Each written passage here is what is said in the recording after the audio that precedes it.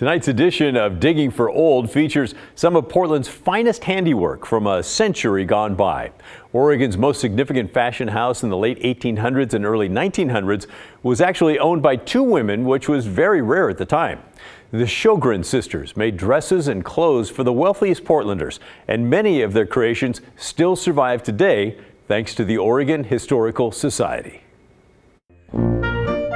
So something we pulled for you today to look at is this amazing dress. It's actually two pieces with the top and the bottom, made by a local business called M&A Shogren, and that stands for May and Ann Shogren. So from about the 1890s through 1920-ish, these two sisters ran an amazing fashion house right here in Portland. They had their business office downtown, Southwest 10th and Yamhill. They also lived near Mount Tabor, and they were the seamstresses, sewers of Portland. They made haute couture for all of the West Coast ladies. And this is an example of one of their dresses. This one is so beautiful. You might not be able to see in this light, but this is the deepest blue velvet, matched with this black lace and sequins. The sequins are likely gelatin, just like you might cook with, and so you have to be really careful when handling it or exhibiting it because they can actually melt. And this is actually an evening bodice. So you would wear the skirt throughout the day, and I've actually pulled something you can look at later, which is the day bodice, but this is what you might wear if you're going to a nice dinner or maybe a dance. And so there's so many interesting things about this particular dress. May and Anne were obviously early pioneers of women in business. They employed up to 100 women from like 1900 to 1910. Like I said earlier, a lot of the people who wore their dresses were like the Corbetts and the Failings of Portland. And they also were adventurers. They were founding members of the Mazamas and climbed Mount Hood. And this particular dress was actually worn by a woman named Genevieve Schuyler Alvord of Oregon's Alvord Desert. And she was actually possibly the third cousin, 3 times removed, of Alexander Hamilton's wife. Wow. A lot of information right here in this beautiful, beautiful textile.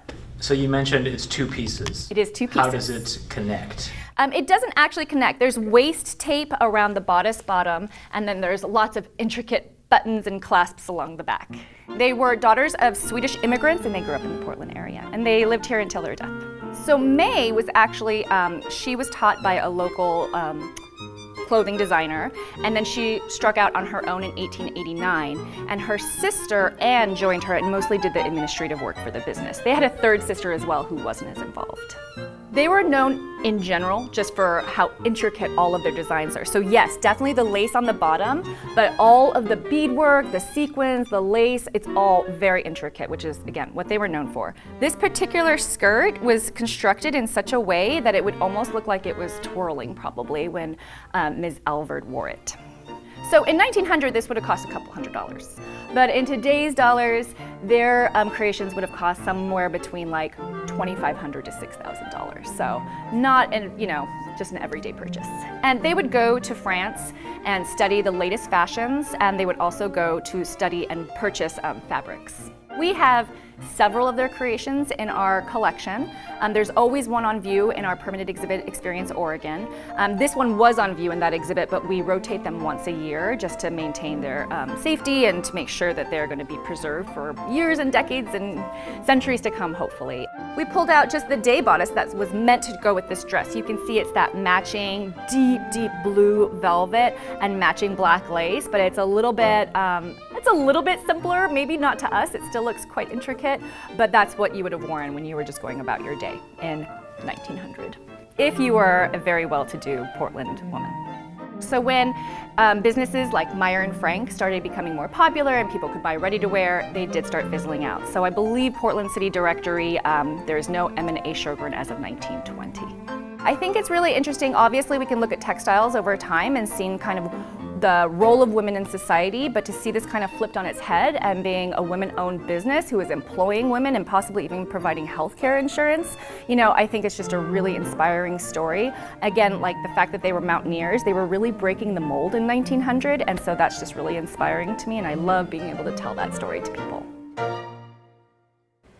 Well, how wonderful is that? Hey, if you have any family heirlooms that we should know about or stories about the Shogren sisters or their dresses, we'd love to hear from you and hear about them.